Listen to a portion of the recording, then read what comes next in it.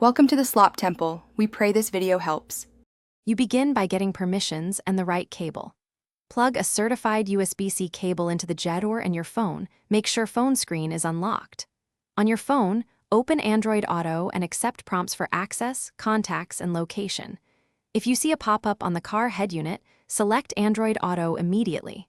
Once done, wait for the initial handshake. This is where the car and phone exchange capabilities and car-specific settings. You now move through the head unit selection and confirmation screens.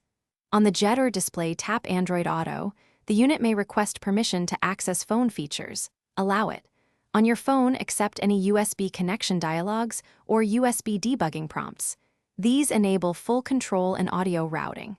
Make sure the car's input source is set to the Android Auto app and not aux or Bluetooth.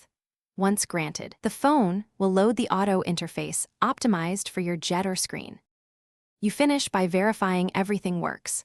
Start navigation, test voice with the steering wheel button, and play audio. If the screen stalls or features are missing, disconnect and reconnect the cable, then reboot your phone and the Jetour head unit. This clears handshake issues. Make sure both Android Auto and the car firmware are up to date. If problems persist, swap to a known good OEM cable. One key tip: rebooting the head unit often resolves persistent detection faults. Thanks for watching. Consider subscribing if we helped you.